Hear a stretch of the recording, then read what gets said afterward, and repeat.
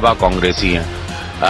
तीन कांग्रेसी, 3 गांधियों का खून इस हिंदुस्तान की मिट्टी में सना हुआ है, वो हम लोगों को कभी नहीं भूलना चाहिए। देश की तरक्की भी हुई है, बहुत सारी।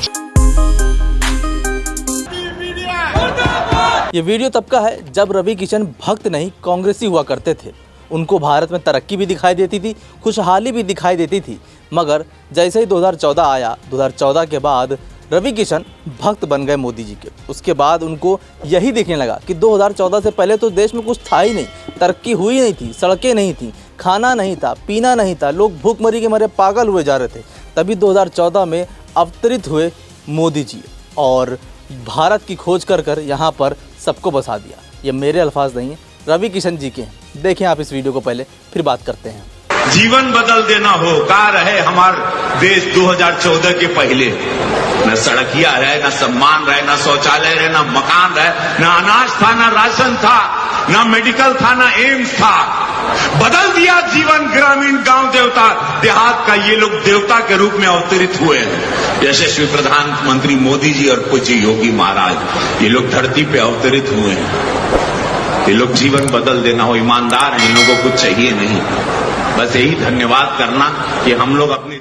वो कहते हैं ना कि सावन के अंधे को हर चीज़ हरी नज़र आती है, इसीलिए जितने भी अंधभक्त हैं उनको हर चीज़ सिर्फ और सिर्फ मोदीमय नज़र आती है। 2014 के बाद शुक्र मनाइए, ये नहीं कहा कि मोदी जी ने ही भारत की खोज की थी, तब भारत बनाया और हम सबको बसाया। 2014 से पहले तो भारत में पैदा नहीं होने दिया जाता था। हम दूसरे मुल्क जाते थे, वहाँ पैदा होते थे, फिर भारत में आके बसते थे।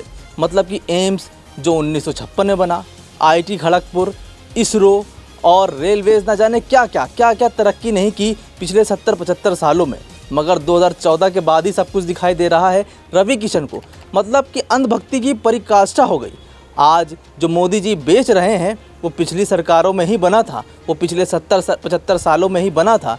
जो देश की हर एक संपत्ति को बेचा जा रहा है, जो जनता की संपत्ति है, जो पिछली सरकारों ने बनाई थी, उसको जो मोदी जी आज बेच रहे हैं, चाहे वो LIC हो, चाहे वो रेलवे हो, चाहे वो बैंक हो, वो सब कुछ 2014 से पहले ही बना था।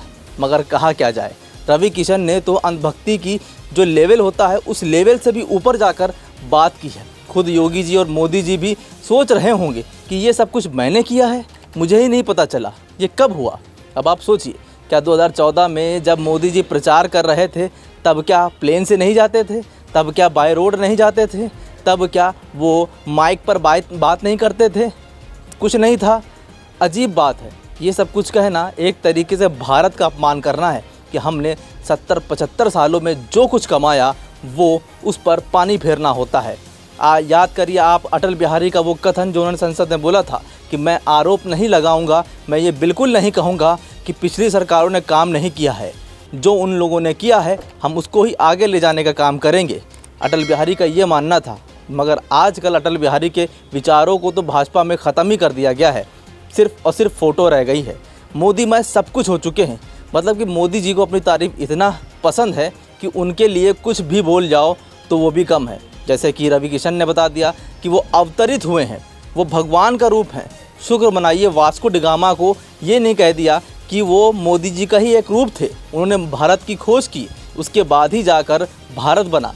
और आज मोदी जी का एक और नया रूप आया है, अवतरित हुए हैं 2014 में। 2014 से पहले तो कुछ था ही नहीं देश में। हम लोग आषाढ़ युग में जीत रहे थे, बैलगाड़ी पे जाते थे, पैदल यात्रा करते थे। 2014 के बाद ही तो सब कुछ बना है। फिलहाल रवि किशन की ऐसी अंधभक्ति को लेकर आपकी क्या राय है, हमें कमेंट सेक्शन में अपनी राय ज़रूर बताएं।